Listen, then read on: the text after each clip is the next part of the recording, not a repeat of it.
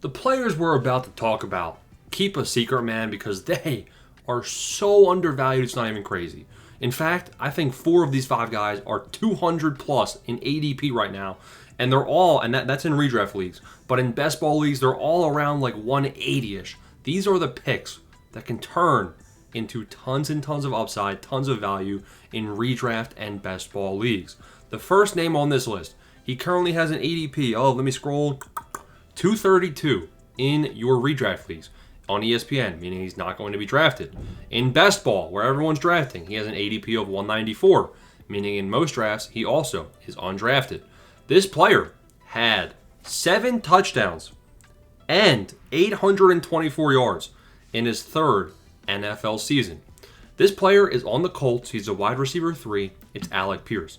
Now, Alec Pierce in 2023 had 514 receiving yards on 32 receptions.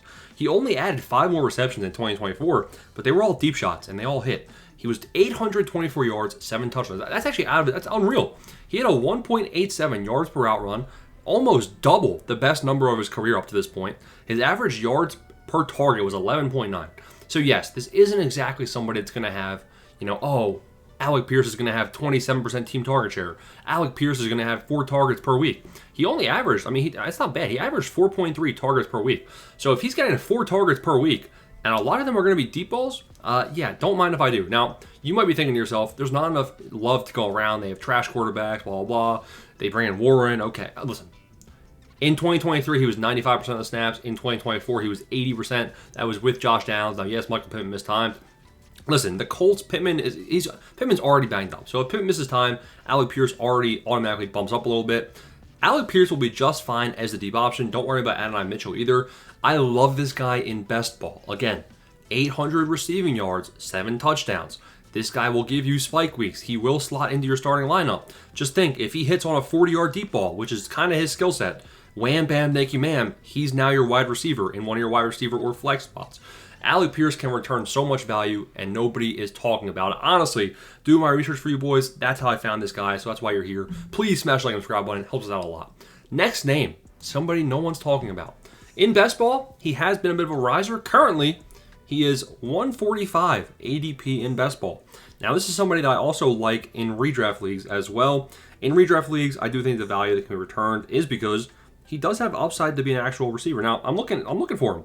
On my best ball, little cheat sheet, he's 205. Again, past 200 in ADP. This guy in 2021 had 17 PPR points per game. In 2020, he had 15 PPR points per game. The next 2 years before that, 22, 23, around 11 or 12 PPR points per game. It's Deontay Johnson. Deontay Johnson obviously had the worst season of his career, gets out of Pittsburgh, goes to Houston, doesn't even play, 7 points per game, gets cut, goes to Baltimore. I don't even know what's happening, man. It was a whole fiasco between the Ravens, between the Texans. Who knows what was even happening, right? This guy, he could be a locker room cancer. I don't know. But he's on the Browns, and the buzz coming out from that room is that, listen, the Browns are going to be using Deontay Johnson as their starting slot receiver. You have Jerry Jeudy. He will be the number 1. Are you convinced Jerry Jeudy stays healthy? I don't know. You have Cedric Tillman, who had 3 good games out of his entire career. We don't know if he's good, number 1, and we don't know if he's going to stay healthy because he just missed 10 games last season. And then you have Deontay Johnson as their wide receiver 3. You have a new quarterbacks, because you have 4 of them. You don't even know who the starter is going to be. Somebody's going to be looking to Deontay Johnson, and he's going to be able to capitalize on, slot receivers are high target share guys that will be getting not as many yards, but they'll be getting a lot of receptions. So in this Browns offense, which doesn't project to be very good, I think Deontay Johnson can be somebody that can slot into your lineup. I know best ball, most of them are half PPR, so it does hurt his stock a little bit there. But in a redraft league, I do see upside if it's a PPR format for Deontay Johnson, especially when he's not going drafted. Name number 3 is Rico Dowdle. Now, Rico Dowdle is ADP of 157 in best ball. I really like him in best ball because I think he can return a lot of value. If Chuba Hubbard misses time, Rico Dowdle will immediately slot in.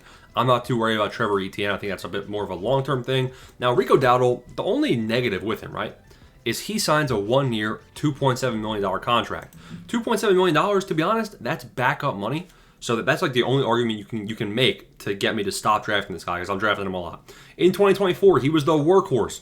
He had 12.4 PPR points per game. He was the RB24, 57% of the snaps. Pretty much everything was good. Listen, 12.3 PPR points per game, and he only had 1 touchdown every 10 games. That was his touchdown rate. I mean, if he had the normal touchdown rate of an NFL running back, around like 0.5, 0.6, 0.7, he would be at like 16 PPR points per game. So, listen, positive touchdown progression, he would actually be better. Now, we obviously expect him to take a step back because Chuba Hubbard is the clear-cut number 1. Don't worry, I'm not delusional. He also had a receiving role in Dallas with 2.5 receptions per game. This is what I expect, right? If you draft him in best ball, I think Rico Dowdle will give you usable weeks. Chuba Hubbard will be the clear-cut number 1.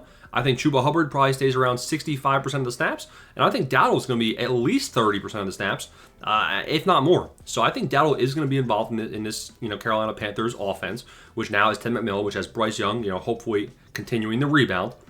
Rico Dowdle in a redraft league, I also really like that. Why? Well, in a redraft league, if this guy is trash, if Chuba Hubbard is the one, if Chuba Hubbard's getting 80% of snaps, Rico Dowdle's getting 10, Trevor Etienne's getting 10, guess what you can do? Wham, bam, thank you, ma'am. See you later, buddy. You're now on waivers. So I like Rico Dowdle a lot. He's ADP of 223 in a redraft league. He's worth a draft pick just to see what happens.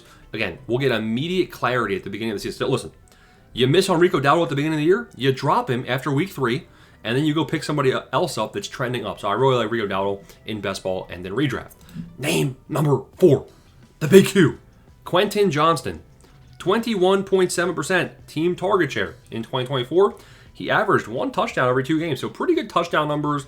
72% of the snaps, 11.65 PPR points per game, 1.93 yards per hour. Not bad. So the big Q, obviously, Trey Harris comes in, rip. That's going to hurt. You got Ladd McConkey. He's the true alpha. You got Mike Williams, reportedly going to be getting some work for this Chargers offense. Quentin Johnston, he doesn't necessarily project out to have a monster year. He probably could be somebody that's around 10 PPR points per game. That's kind of where I project him out as.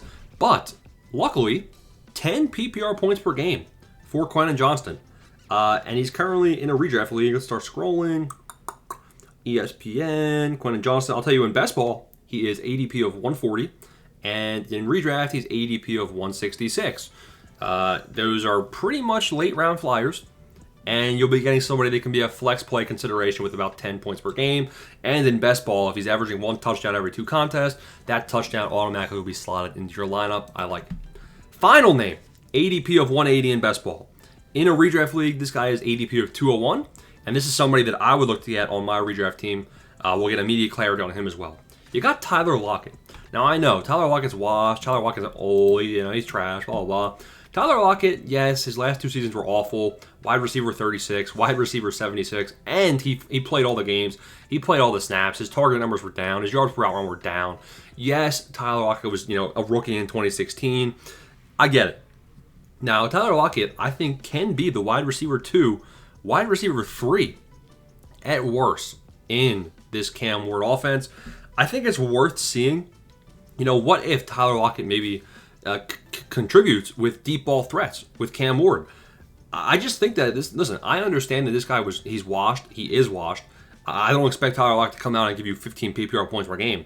Those days are behind you. I'm just saying there's a chance that he slots in there as a deep threat potentially. There's a chance he's a slot threat. I mean, this guy, Cam Ward, new quarterback, looking for friends, looking for guys that can catch the ball. Chamari Idike, elite guy of honor, gonna pass. I'm going to take the veteran of Tyler Lockett to probably be the wide receiver 2-3 along there with Calvin Ridley and whichever one of those rookies, turns out the best rookie minicamp. So that's Tyler Lockett. Again, ADP of 180 in best ball, 201 on redraft leagues on ESPN. Those are 5 guys valued way too low that can help you win your league. Let me know any more names you got. Smash the like, subscribe button. Thanks, boys.